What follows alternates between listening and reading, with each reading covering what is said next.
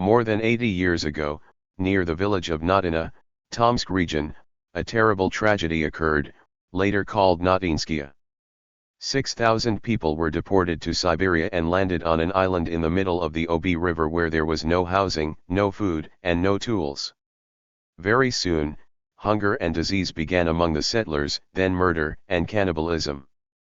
Some believe that the Nazi tragedy is a myth, that it never happened, no one died there, and that all this is an invention invented by opponents of the Soviet regime. Some argue that this really happened.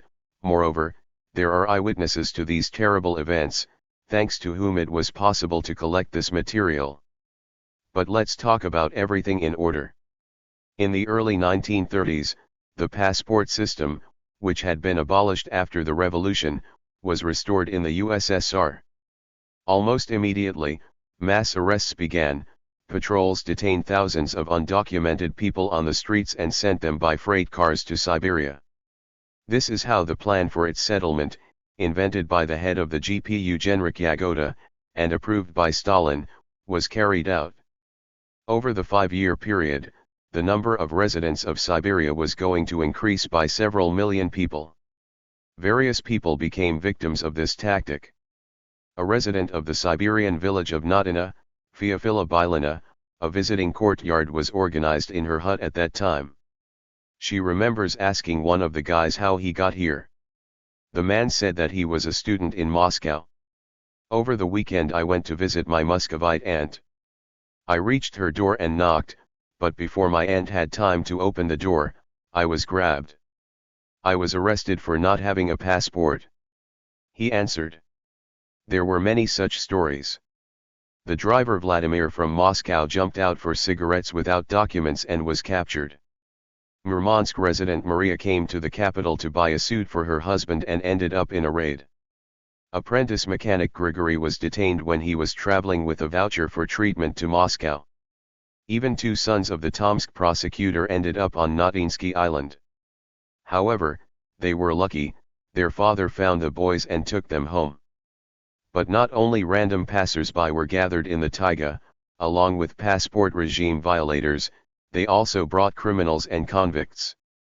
And when the battle for survival began, this played its sad role.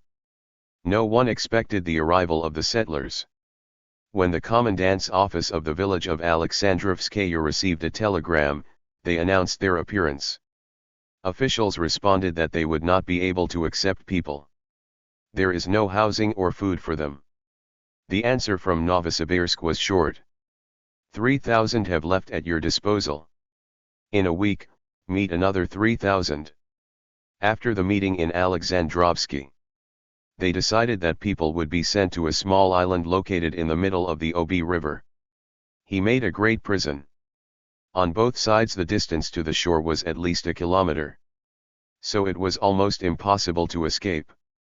However, not all passengers reached the island. The first deaths began on the barges. There was not enough space and food. Repeat offenders beat up ordinary townspeople and took away their food. On the day of landing on land, about 40 bodies were pulled out and dumped in a heap.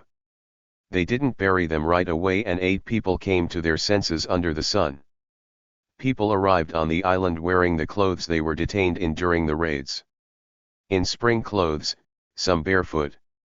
After the first fine day it began to get colder, but there was no shelter. There are only 3 tents for typhoid patients, and 1 more for food distribution. Hungry, exhausted settlers wandered around the island or burned fires. Some fell asleep and then died from burns. But the worst thing is that they were not brought food. It was delivered only on the 4th or 5th day. Before this, people ate what they could find. Rotten bark and moss. Having received rye flour after the first delivery of food, the settlers ran to the river and raised chatterbucks. The dishes were not given out. They did this in hats, jacket sleeves, and trouser legs. There were those who pounced on the dry flour, they suffocated and died from suffocation. On the first day, pandemonium formed near the distribution point and the guards opened fire on the prisoners.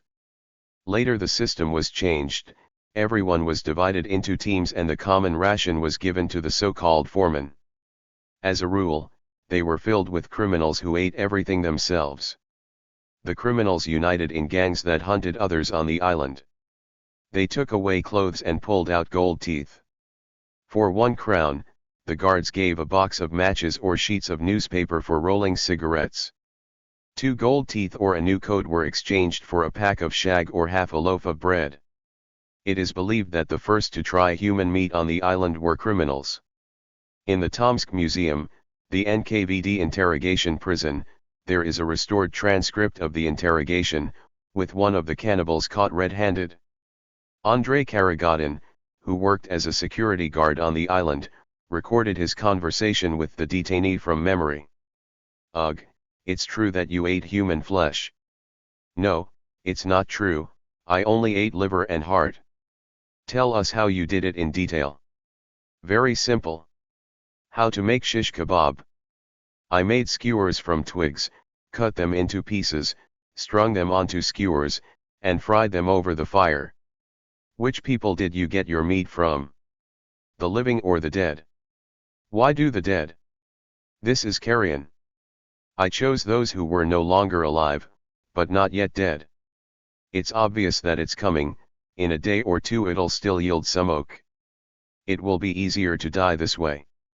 Now, immediately, I don't suffer for another 2 or 3 days." The situation began to quickly get out of control. The guards could not do anything about the desperate population of the island and became brutal themselves. At first, food was given out on a first-come, first-served basis. But soon this order was disrupted. People crowded together and tried to snatch the flour. The guards panicked and began to shoot randomly, the queues filling up. After this, executions on the island became commonplace. The guards sentenced people to death for the slightest offense. Soon another train arrived on the island. People were dropped off on the island, which, according to the commandant's office employees, became like an anthill. The death rate only grew, and the gravediggers did not have time to bury the corpses. Most often, people died from diarrhea.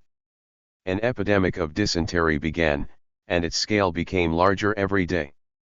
Only after this did the healthy, strong people begin to be evacuated.